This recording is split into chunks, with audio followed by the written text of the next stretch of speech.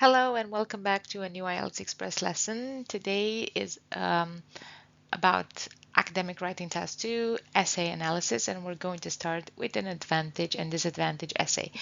Like I told you from the previous uh, task analysis, we won't have any activities for you to work on.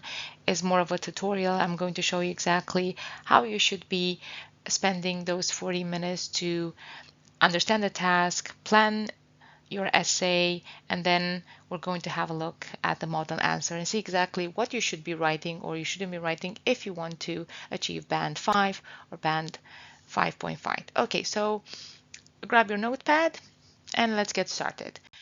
First of all, we're going to start with understanding the task. Now, you've got 40 minutes, and I strongly recommend you stick to this timing.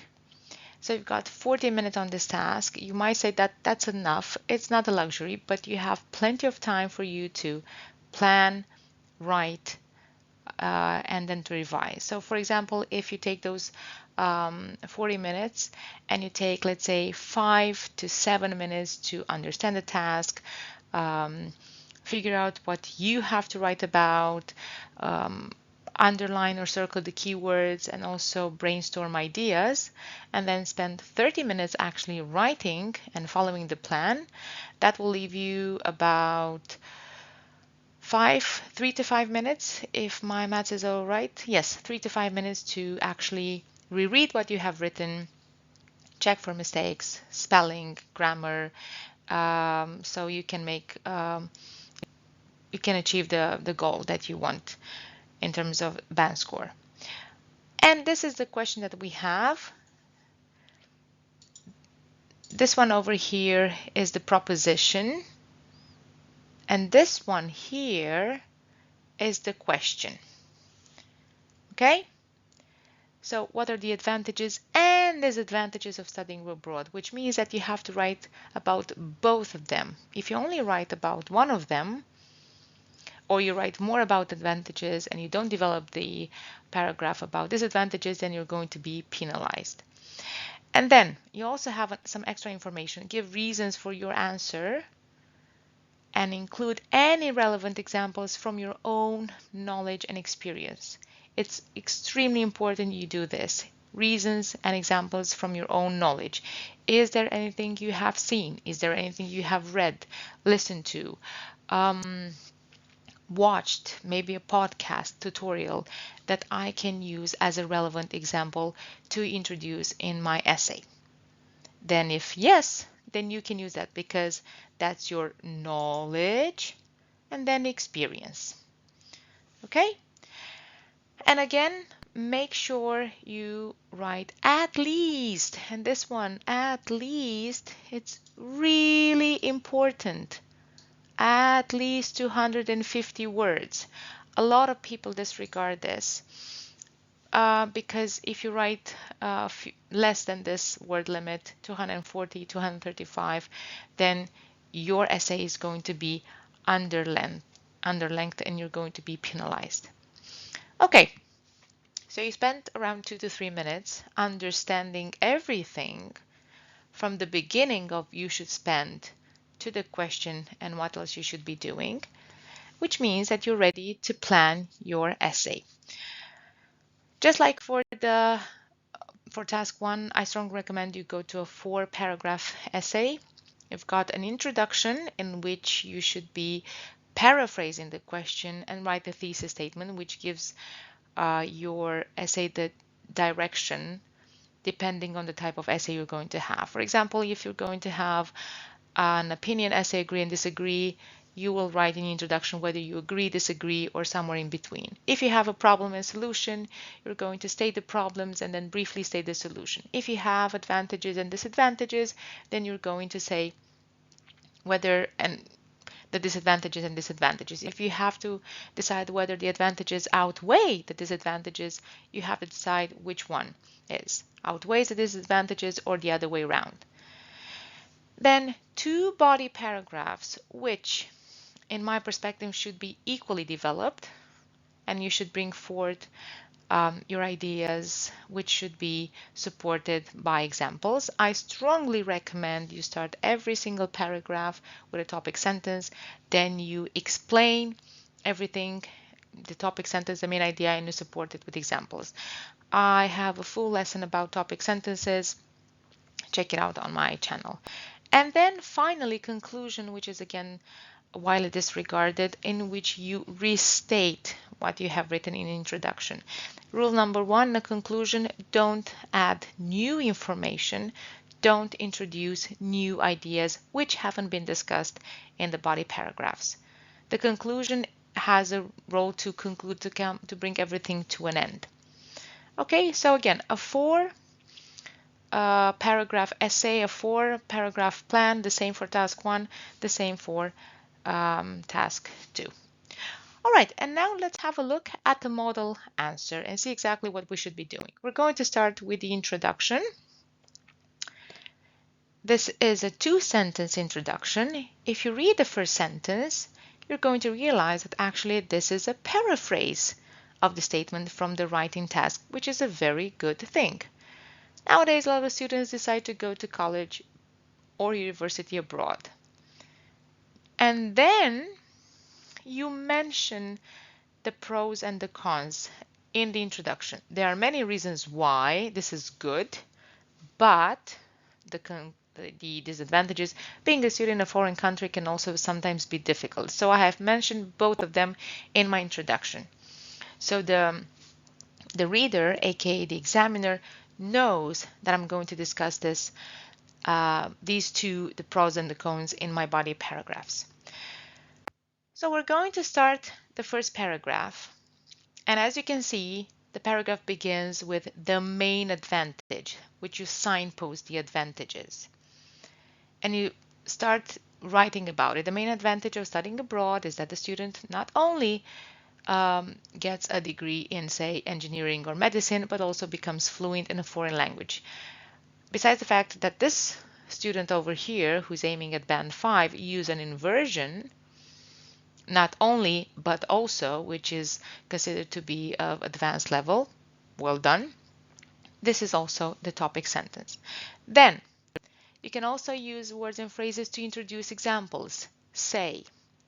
Yes, this is good, but you can also use, for example, for instance, such as.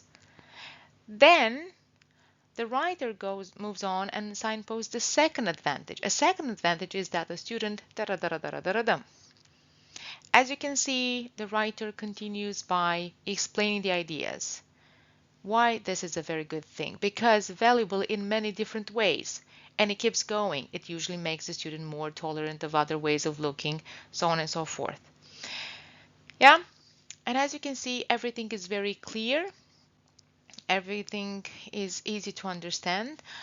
In terms of grammar, I can see a relative clause over here. A student who does a course. This reference, what? What is valuable? Being in a different country, understanding a completely different culture, which is reference, which is also very good. And the vocabulary, even though isn't very wow, to be quite honest, for band 5 and 5.5, is satisfactory. And again, I have 1, 2, 3, 4, 5 sentences. Not that difficult, right? We're moving on to the second paragraph, which obviously should be about what? The counterpart, the disadvantages. But studying abroad is not always easy. Yeah, this is also the topic sentence.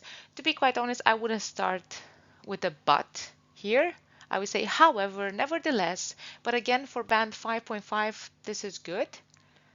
And we have an example over here. My cousin, who did, again, a relative clause, a degree in the USA, felt lonely for his first term or two. In terms of examples, as you can see, this example is very handy. Yes, I know that I've told you at the beginning that you should be using from your own knowledge and experience, but this is very handy.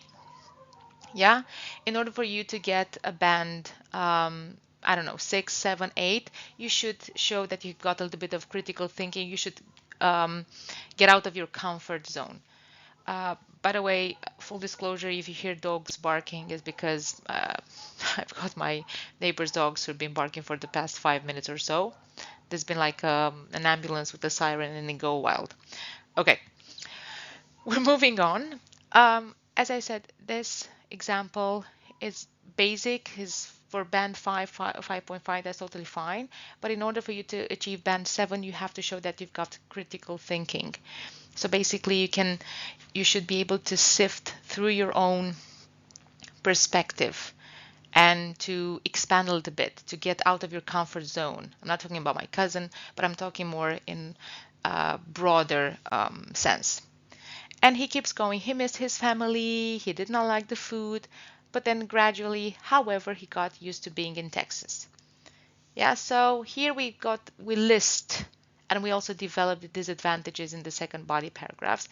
I would also say that this one is not as developed as the previous one. Maybe this is why this candidate here got a band 5 or 5.5. Yeah, in the previous one, the one with advantages, he wrote more. I mean, this is merely the topic sentence and then only the examples, and that's kind of it.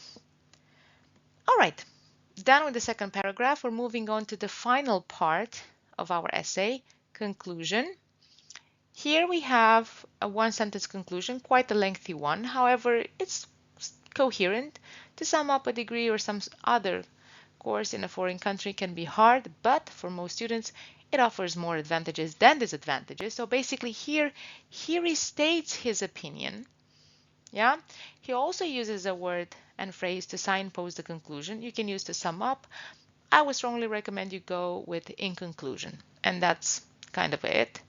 Then he restates his opinion. It offers more advantages than disadvantages, and is a very hard thing to consider if you have the opportunity to do so. Remember at the end of the essay to reread everything. I sense here some sort of so it's a very thing to consider. It's a very hard thing, I think. I'm not really sure if I forgot to write it or maybe this is how the candidate wrote. However, this is a very good thing for you to remember towards the end to reread and check your essay very carefully. And guess what? You're done. Less than 15 minutes. We walk through how to write an essay, an advantage and disadvantage, how you should be analyzing the task, what you should be doing, how you should plan your answer, and then we took bit by bit introduction, body paragraphs, and conclusion, and we saw exactly what you should be writing and what you shouldn't. So, well done you. Thank you very much for watching, and thank you very much for having me today. Again, if you have found this lesson useful, don't forget to give me a thumbs up. Don't forget to leave me your comments, whether you liked it or not, or if there's anything you want me to improve. In terms of the dogs, I'm not really sure I can do anything about them. I've spoken to the neighbor and I don't think I can do anything about them. But as far as I'm concerned, I don't know. The essay or maybe topic, or maybe you want to hear something else, please feel free to drop your messages in the comment section. And that will be all from me from today. Thank you very much for watching one more time, and see you next time with a new lesson. Take care of yourselves and keep practicing. Bye bye.